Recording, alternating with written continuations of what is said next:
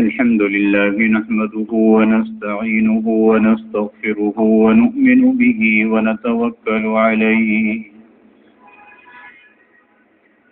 ونعوذ بالله من شرور أنفسنا ومن سيئات أعمالنا من يهده الله فلا مضل له ومن يضلله فلا هادي له ونشهد أن لا إله إلا الله وحده لا شريك له ونشهد أن سيدنا ونبينا ومولانا محمدا عبده ورسوله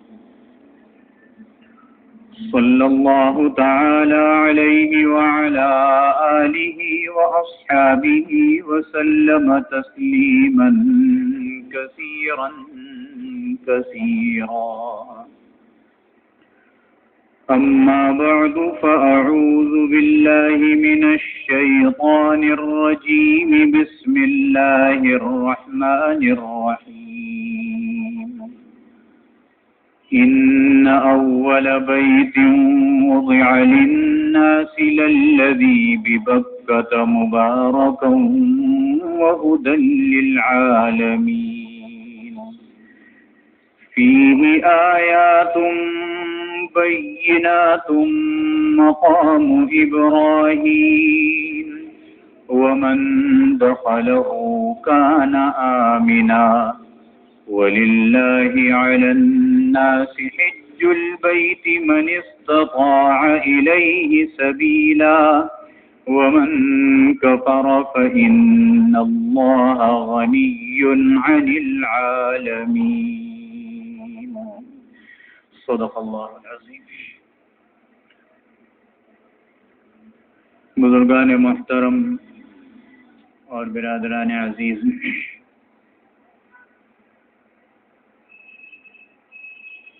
سورہ آل عمران کی یہی آیتیں گزشتہ جمعے بھی تلاوت کی گئی تھی اور اسی کے ضمن میں بیت اللہ سے متعلق چند باتیں آپ کے سامنے عرض کی گئی تھیں.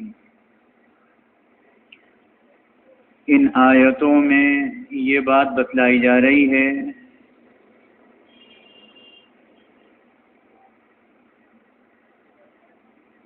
کہ اللہ کی وہ مخلوق جو مکلف ہے،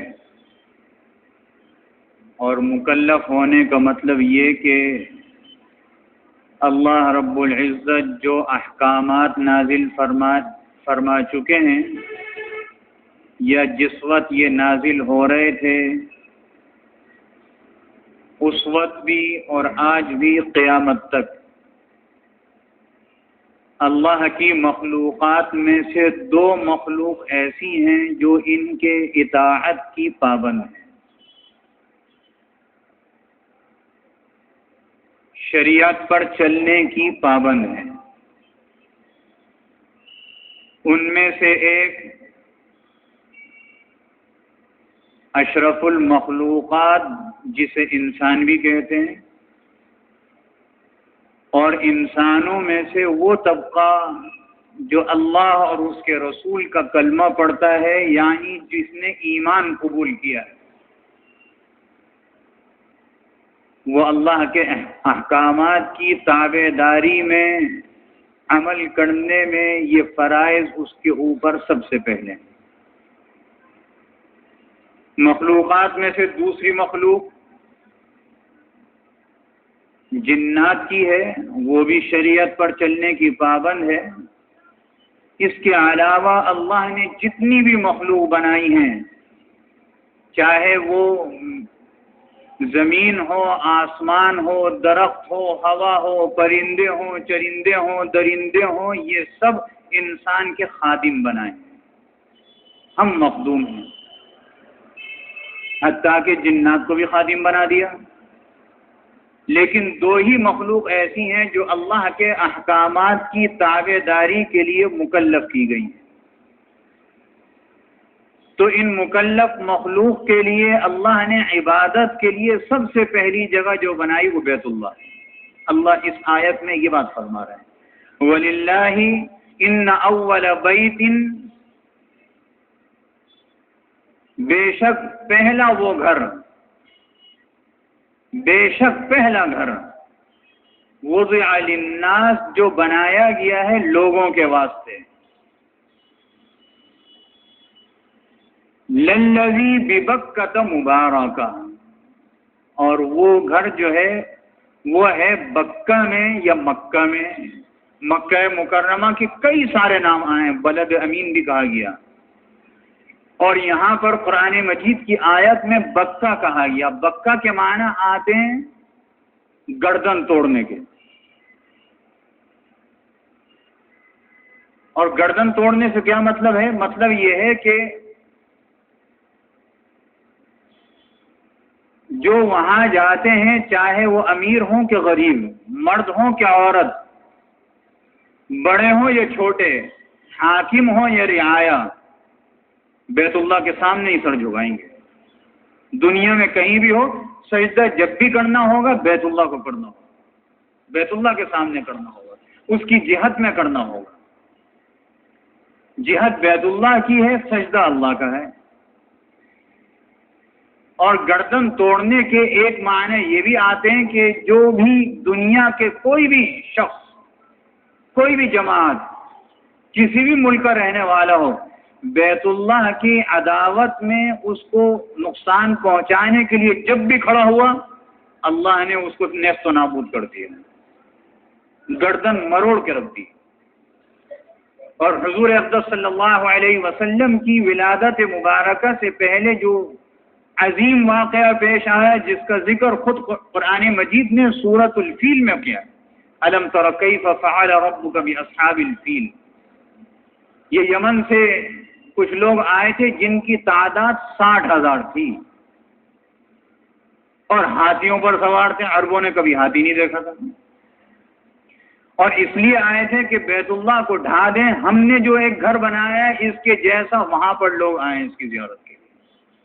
اللہ رب العزت نے، مکے کے لوگ تو کمزور تھے، حضرت عبد المطلب کو جب ابرہہ نے بلایا تو یہ وہاں پر گئے، اپنی بکریوں کی، اپنی غلے کی بات کی،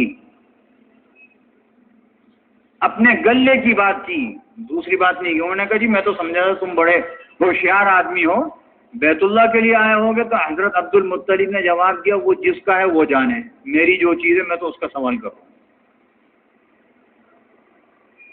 اللہ رب العزت نے اپنی ایک مخلوق سے، جس کو ابابیل کہا گیا ہے سورہ فیل میں، چھوٹا سا پرندہ، چڑیا کے برابر، اللہ نے اس کو حکم دیا کہ اپنے 3 کنکر جو کے دانے سے چھوٹے یا اس کے برابر، ایک دائیں پنجے میں، ایک بائیں پنجے میں، ایک چونچ میں، بس یہ لے کے جاؤ، یہ جو مخلوق آئی ہے ہمارے بیت اللہ کو تباہ کرنے کے لیے، بس اس کے اوپر برساؤ۔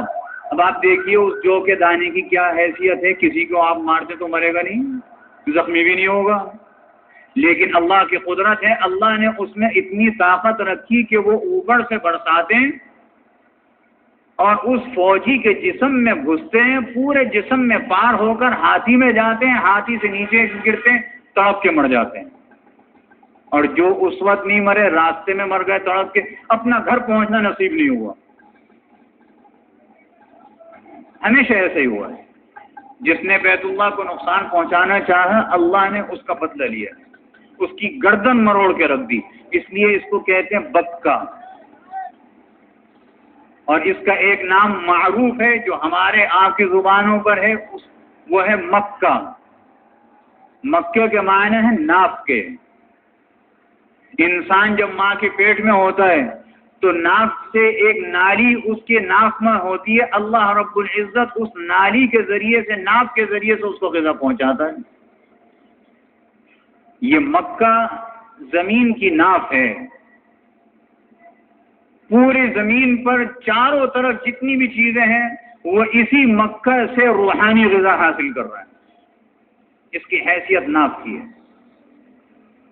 وَهُدًى لِّلْعَالَمِينَ، اور اللہ رب العزت نے اس بیت اللہ کو دنیا جہاں کے رہنے والوں کے لیے ہدایت کا ذریعہ بنایا۔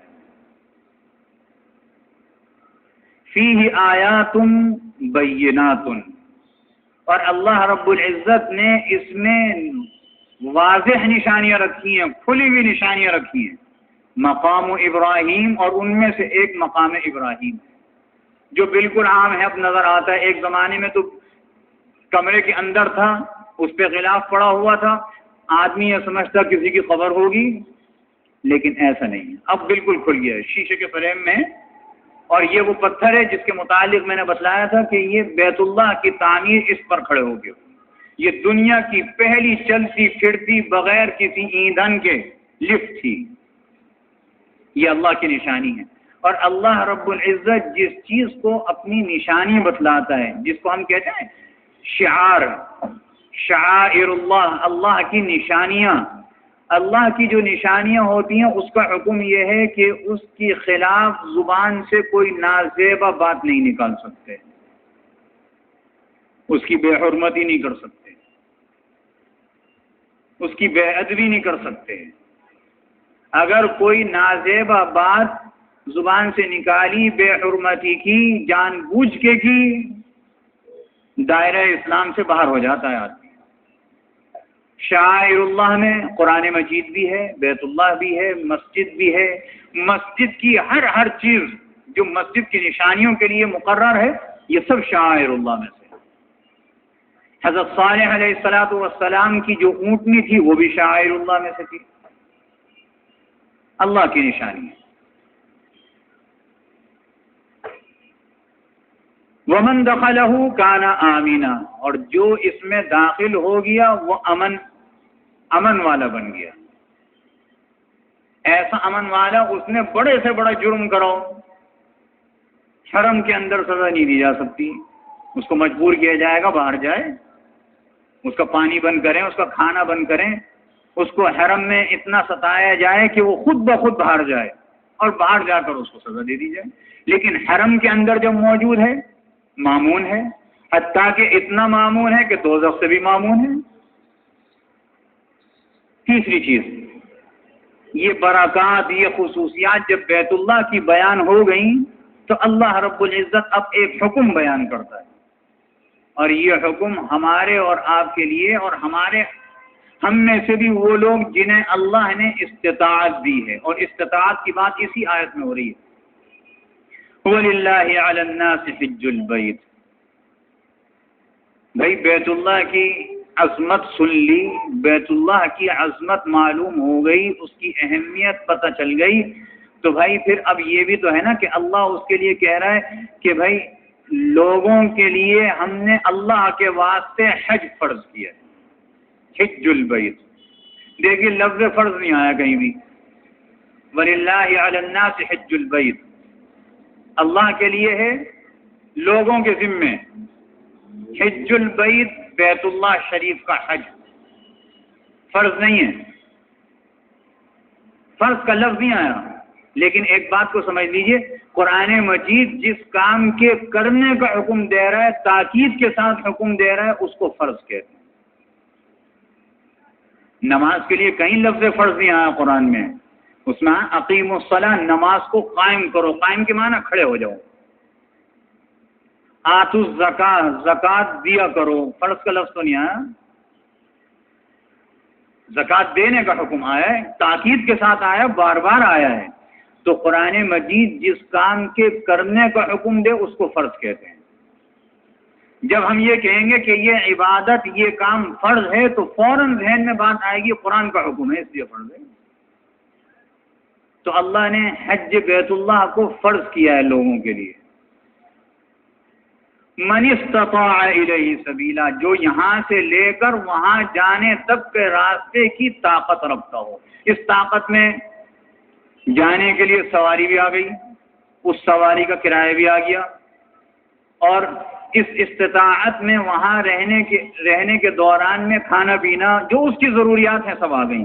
اس استطاعت میں یہ بھی آ گیا کہ جو اس شخص جو یہ حج کرنے جا رہا ہے، اس کے ماتحت، اس کے زیر کفالت جتنے لوگ ہیں جو یہاں ہمارے شہر میں اپنے گھر میں موجود ہیں، جتنے دن یہ وہاں رہے گا، جتنے دن سفر میں رہے گا، اس کے لیے کھانے پینے کا، ضروریات زندگی کا بندوبست کر کے جائے، سب استطاعت میں، من استطاع الیہ سبیلا۔ مطلب یہ ہوا ہماری ضروری حاجات سے زیادہ اگر اتنا مال ہے کہ ہم اس مال کو خرچ کر کے، یہ ساری ضروریات پوری کر کے، زیر کفایت لوگوں کی ضروریات پوری کر کے، اپنے سفر حج کی ضروریات کو پوری کر کے بیت اللہ پہنچنے کی طاقت رکھتے ہوں تو اس پر حج فرض ہے، اور فرض بھی ایک مرتبہ، عمر میں ایک مرتبہ، بلوغت کے بعد سے لے کر مرنے سے پہلے تک۔ حدیث شریف میں آتا ہے، تاکید کیسی ہے نا اس فرضیت کی، حدیث شریف میں آتا ہے جناب رسول اللہ صلی اللہ علیہ وسلم نے ارشاد فرمایا، ایسا شخص جو حج کرنے کی استطاعت رکھتا ہو، حج نہیں کیا، اور ہمارا کیا حال ہے؟ ہمارا حال یہ ہے کہ ہم ضروریات زندگی کے علاوہ مال و دولت سے کھیلتے ہیں، اور ساری ضروریات پوری کرنے کے باوجود حج پہ بھی جا سکتے ہیں لیکن حج نہیں کرتے، الا ماشاء اللہ۔ کتنے لوگ جاتے ہیں سال میں؟ 1% بھی نہیں ہے، 1% بھی نہیں ہے۔ ہمارا حال یہ ہے، آپ کسی سے کہیے تم صاحب استطاعت ہو، بھائی حج کرو، کہتا وہ بچی کی شادی کرنی ہے نا، بچے کی شادی کرنی ہے۔ اچھا، کہیں نسبت طے ہو گئی کہ نہیں جی؟ ارے بھائی نسبت طے نہیں ہو تو پہلے ایک کام کر کے آؤ۔ اگر نسبت طے ہو گئی اور بالکل شادی سر پر ہے تو شادی کو نمٹاؤ، لیکن شادی نمٹانے سے کیا مراد ہے؟ اللہ تو اللہ خرچ کرنا نہیں، بالکل ایسی کہ جو بالکل آسان طریقہ اس کو نمٹا کے پھر چلے جاؤ۔ ہمارے پاس نہ شادی کے اسباب ہوتے ہیں، نہ رشتہ ہوتا ہے، کچھ نہیں ہوتا، حج نہیں کرتے، کہتے جی بچوں کو نمٹا لوں پہلے میں۔ تمہیں یقین ہے کہ بچوں کے نمٹانے تک تم زندہ رہو گے؟ ابھی 1 سیکنڈ جو وقت کے اندر سب سے معمولی ہے، اس سے بھی معمولی کوئی ہو تو وہ بھی کہا جا سکتا ہے، 1 سیکنڈ کی خبر نہیں ہے کہ ابھی کیا ہو جائے گا، حج نہیں کر رہے۔ تو حضور علیہ الصلوۃ والسلام نے انہی کے لیے تو کہا، ایسا آدمی جو استطاعت کے باوجود حج نہ کرے تو بھائی مرنے سے پہلے وہ یہودی مذہب اختیار کر لے یا نصرانی مذہب اختیار کر لے، ہمیں اس کے مسلمان ہونے سے کوئی واسطہ نہیں ہے۔ کیوں؟ کیا خیال ہے؟ میں اسی مجلس کی بات کر رہا ہوں، اس مجلس میں جو میری بات کو سن رہے ہیں کتنے لوگ ایسے ہیں اس فرض کی طرف کبھی توجہ دی ہے؟ جس کو اللہ نے دے دی اللہ کا شکر ادا کرے، ختم ہو گئی بات۔ لیکن جو استطاعت رکھتا ہے اور اس طرف توجہ نہیں کی، اس نے کیا سوچا؟ مرنے کے بعد کیا منہ دکھائیں گے اپنے نبی صلی اللہ علیہ وسلم کو؟ قیامت میں آمنا سامنا ہوگا، حوض کوثر پہ آپ کے ہاتھ سے آب کوثر پینا نہیں پینا، کیا شکل دکھاؤ گے؟ حج کی استطاعت ہے نہیں جاتے، کہتے ہیں بچے چھوٹے ہیں۔ بچے چھوٹے ہیں تو کیا حج فرض نہیں ہے؟ اور اگر شادی کسی کی کرنی ہے تو کیا حج فرض نہیں ہے؟ بھائی اس فرض کی طرف بھی توجہ دیجیے، اس فرض کی طرف توجہ دینی چاہیے کہ جس کے نماز کے متعلق نہیں کہا اللہ کے رسول نے ایسا، زکوٰۃ کے متعلق بھی نہیں کہا کہ تم مرو تو جس مذہب پہ چاہو مر جاؤ، دوسری وعیدیں بیان کی ہیں۔ حج کے متعلق فرمایا جو استطاعت رکھتا ہو نہیں گیا تو چاہے کوئی بھی مذہب اختیار کر لے، ہمیں اس کے مسلمان ہونے سے کوئی واسطہ نہیں۔ کتنی سخت وعید بیان فرمائی ہے۔ اس کا ایک معنی یہ بھی تو ہو سکتا ہے کہ بھائی جب وہ ایسے آدمی کی موت آئے گی تو شاید کلمہ بھی نصیب نہ ہو، اللہ محفوظ فرما دے، تو اس طرف بھی توجہ دی جائے۔ یہ سب بیکار کی باتیں ہیں کہ شادی کرنی ہے اور ہمارے بچے چھوٹے ہیں۔ حج تو جوانی کا، بڑھاپے کا کیا حج ہے؟ ہمارے ہاں سے جو حج کرنے جاتے ہیں بڑھاپے میں جاتے ہیں زیادہ، اور اب سمجھتے ہیں اب تو موت قریب آ گئی۔ حج فرض ہے، اور اس فرض کے ادائیگی کے لیے دنیا میں جتنے اسباب ہیں وہ اسباب اختیار کرنے چاہیے۔ کیا مطلب؟ مطلب یہ ہے درخواست دینے کا طریقہ آپ اس کو اختیار کیجئے، سرکاری ہو غیر سرکاری ہو اسے اختیار کیجئے.